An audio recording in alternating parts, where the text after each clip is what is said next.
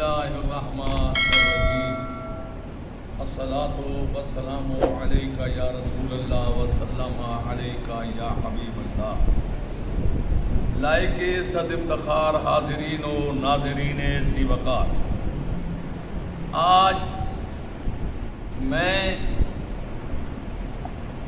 ملکی حالات کے پیش نظر اس وقت ملک میں جو طوفانی بارشوں کا سلسلہ جاری ہے، رکنے کا نام تک نہیں لیتا، پہاڑی نالے ہیں تو وہ اس طرح بکھر چکے ہیں، طوفانوں کی شکل اختیار کر چکے ہیں، دریا اپنے طور پر جناب والا ابھر رہے ہیں، اور یہ سارا کچھ جو ہو رہا ہے ملک پورے کا پورا سیلاب کی لپیٹ میں ہے۔ آخر کیا وجہ ہے، اس کا کیا حل ہے؟ بات یہ ہے کہ بحیثیت مسلمان بے شک ان حالات میں حکومت کے کارندے، حکومت کی پوری مشینری، ملٹری، پرائیویٹ لوگ اپنے آپ کو اور اپنے جناب والا ان احباب کو بچانے کی بھرپور کوشش میں مصروف ہیں، لیکن یہ سیلاب نہیں جو اس سے بچ جائیں گے، یہ تو اللہ تعالیٰ کی ناراضگی کا ایک عذاب ہے، ہم پر ہمارے گناہوں کا اس کی طرف سے عتاب ہے۔ یہ ان چیزوں سے نہیں ہٹے گا، بند باندھنے سے نہیں ہٹے گا۔ جس نے ڈیموں کو جناب والا توڑ دیا، پلوں کو توڑ دیا، بلڈنگوں کا جناب والا ملیا میٹ کر دیا، اس طوفان کا مقابلہ اس طرح نہیں کیا جا سکتا، نہ کوئی مشینری کے ذریعے، نہ ہی کسی جناب والا وسائل کے ذریعے، اس لیے کہ اس کا واحد ذریعہ یہ ہے کہ من حیث القوم ہم سب کے سب اس ارحم الراحمین کی بارگاہ میں جھک جائیں اور اپنے گناہوں کی معافی مانگیں، استغفار کریں اور اس کی بارگاہ میں توبہ کریں۔ جو کچھ ہم کر رہے ہیں اس وقت، سب کچھ دیکھنے کے باوجود ہماری ایکٹیویٹیز یا ہمارے معمولات میں زندگی میں کوئی فرق نہیں آئی۔ ایک تماشائی کی حیثیت سے ہم تماشا ہے دیکھ رہے ہیں، لیکن یہ پتہ نہیں ہے کہ تماشا خود نہ بن جانا تماشا دیکھنے والا۔ اس لیے ضروری ہے کہ پاکستان کے علماء کرام جس مکاتب فکر سے بھی تعلق رکھتے ہیں، وہ اپنے اپنے لوگوں کو یہ ترغیب دیں، یہ خطبے دیں، یہ اعلانات کریں کہ اپنے اپنے گھروں میں عورتیں ہیں، مرد ہیں، چھوٹے چھوٹے بچے ہیں، اللہ کی بارگاہ میں رو رو کر التجا کریں کہ یا اللہ ہمارے ملک کو محفوظ فرما اس عذاب سے، اور آنے والی آفت سے مسلمان کو جناب محفوظ فرما۔ تو یقیناً اللہ تبارک و تعالی ارحم الراحمین ہے، فرماتا اجیب دعوت الداع اذا دعانی، میرا بندہ جب مجھے پکارتا ہے تو میں اس کی پکار کا جواب دیتا ہوں۔ تو مانگنے والا تو بن، تو مانگتا نہیں، تو اکڑ کر کھڑا ہے۔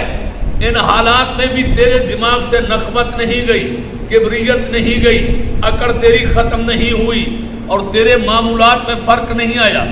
کتنے گھر کے لوگ ہیں جو یہ سب کو دیکھنے کے باوجود کہ مسجد میں جناب اللہ کوئی ایک نمازی چلا آتا، وہی 5-7 بوڑھے ہیں جو مساجد میں آتے ہیں معمول کے مطابق، ورنہ آج تو مساجد کے اندر اتنا رش ہوتا، لوگ رو رو کر گڑ گڑا کر دعائیں مانگتے، اور یقین جانیے اگر ایسا کیا جائے بے شک اللہ کے عذاب کو کوئی نہیں ٹال سکتا سوائے اس کی ذات کے۔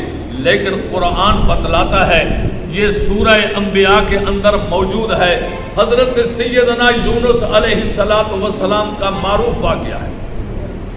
آپ نے اپنی قوم کو جناب والا تبلیغ فرمائی، لیکن جناب انہوں نے صریح طور پر نافرمانی کی، آپ نے اللہ کے عذاب سے ڈرایا، مگر پھر بھی وہ خوف زدہ نہیں ہوئے. آپ نے انہیں نشانیاں دی اس طرح عذاب کی ابتدا ہوگی، پہلے دن یہ ہوگا، دوسرے دن یہ ہوگا، تیسرے دن یہ ہوگا، مگر پھر بھی وہ جناب والا نہیں ہوئے. اور اللہ نے فرمایا ان پر عذاب آئے گا. انتظار کی لیکن ان پر عذاب نہ آیا. یہ مصلحت کبریا تھی، اللہ تعالیٰ کی اپنی مصلحت تھی. اور جناب یونس علیہ السلام اللہ فرماتا ہے وَظَنُّونِ إِذْ ذَهَبَ مُغَاضِبًا. جناب والا حضرت یونس علیہ السلام ناراض ہو کر قوم سے جناب والا آگے چلے گئے، اس ناراضگی کے باوجود کہ قوم نے میرا کہا نہیں مانا. اور اللہ تبارک و تعالیٰ نے بھی جناب والا ان پر عذاب نازل نہیں فرمایا. گمان یہ تھا کہ شاید خدا ان پر عذاب نہیں لاتا. یہ ناراض ہو کر چلے گئے. یہ جب چلے گئے تو راستے میں جناب والا چلتے چلتے دریا کے کنارے پر پہنچے. ایک کشتی پر جناب والا جا رہے تھے لوگ، انہوں نے آتے ہوئے دیکھا تو وہ پیچھے واپس پلٹ کر آئے کہ ایک بزرگ آیا ہوا ہے. انہوں نے آپ کو کشتی پر بٹھایا. کشتی کچھ جناب فاصلے پر چلی تو ہچکولے کھانے لگی. پرانا ملاح جو تھا جو نا کشتی کا نا خدا، اس نے کہا میرا تجربہ ہے اس کشتی میں کوئی ایسا شخص ہے، ایسا غلام ہے جو اپنے مالک کا جناب والا ناراض کر کے آیا ہوا ہے. تو اس طرح کرتے ہیں، کوئی تسلیم نہیں کرے گا، قرہ اندازی کرتے ہیں. جس کے نام کا قرہ نکلے گا تو وہی جناب والا اسے ہم نیچے گرا دیں گے تاکہ کشتی کے باقی لوگ تو بچ جائیں گے.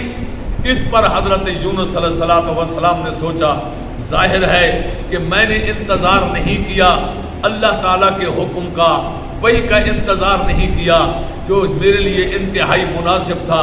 میں چل پڑا تو ہو سکتا ہے کہیں میرا قرہ نہ نکل آئے. اس خوف کی وجہ سے انہوں نے دریا میں چھلانگ لگا دی. انہوں نے چھلانگ لگائی تو اللہ تعالیٰ نے ایک بیل مچھلی کو حکم دیا کہ منہ کھول اور میرے پیغمبر کو اپنے پاس محفوظ رکھ لے. میرے پیغمبر کو اپنے پاس محفوظ رکھ لیں. گویا کہ آپ مچھلی کے پیٹ میں ہی رہے، مچھلی کے پیٹ میں ہی رہے. جب مچھلی کے پیٹ میں گئے تو ادھر ان کے ساتھ تو یہ ہوا اور ادھر قوم نے دیکھا کہ نشانیاں ظاہر ہونے لگی.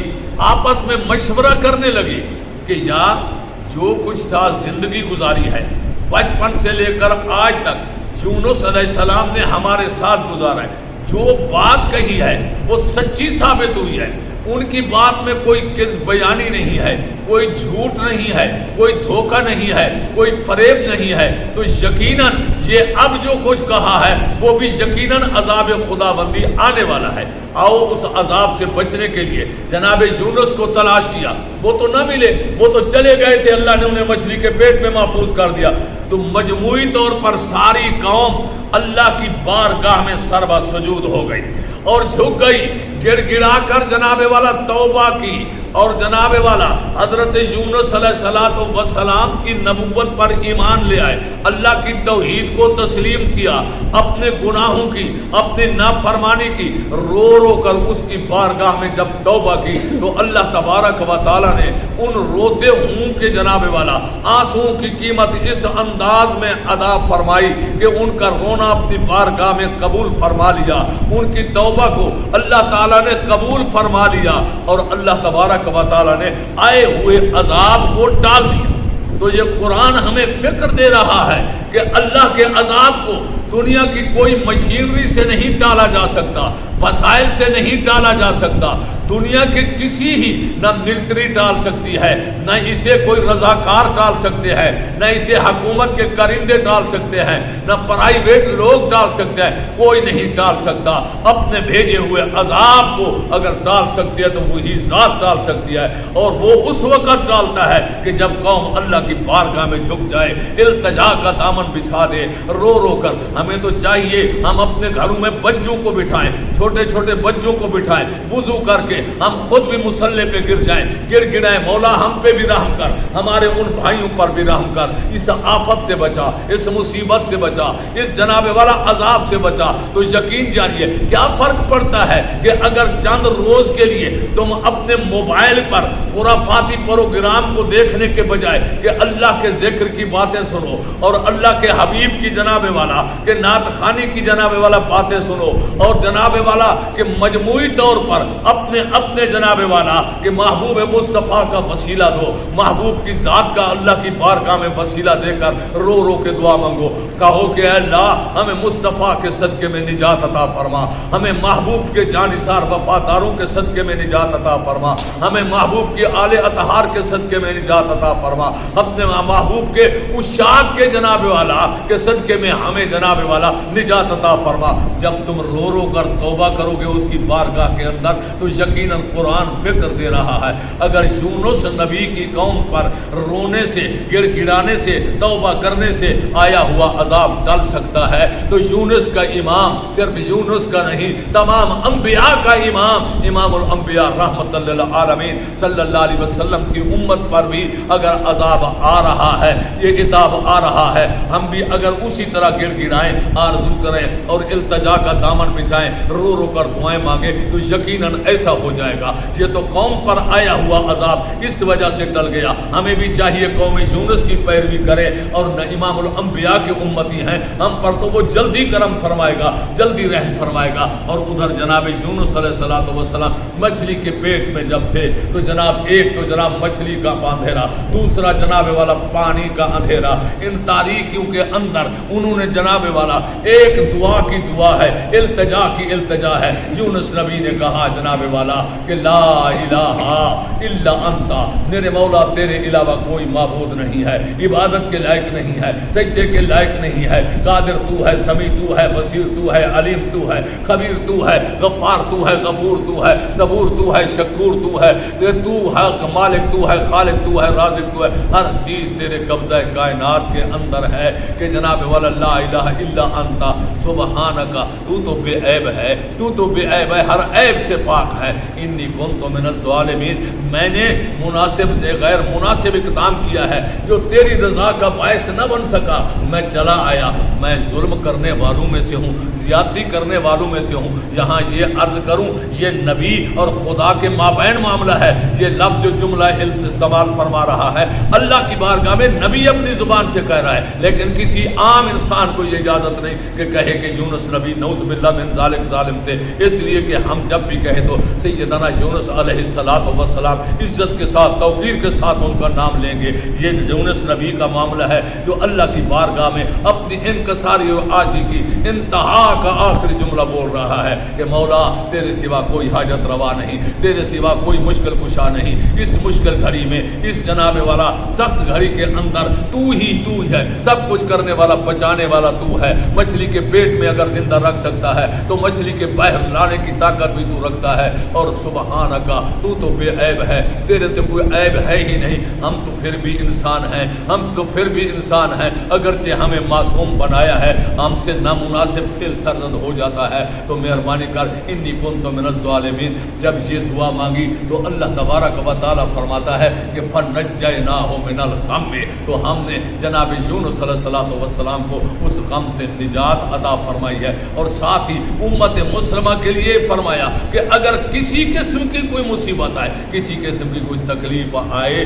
تو فرمایا کہ اس طرح وَكَذَلِكَ نُنْجِي الْمُؤْمِنِينَ, ہم مومنین کو بھی اسی طرح نجات دیتے ہیں. اگر وقت مشکل وہ بھی اسی طرح اللہ کو پکارنا شروع کر دیں, اللہ کی بارگاہ میں اپنے گناہوں کا اعتراف کریں اجتماع جناب والا, اور اللہ کی بارگاہ میں نیاز مندی کی انتہا کر کے اس کے سامنے روئیں, گڑ گڑائیں, تو اللہ تبارک و تعالی امت مسلمہ پر بھی رحم کر سکتا ہے. ہمیں چاہیے کہ اللہ کی بارگاہ میں جھک جائیں تاکہ آنے والا عذاب بصورت سلام ہم سے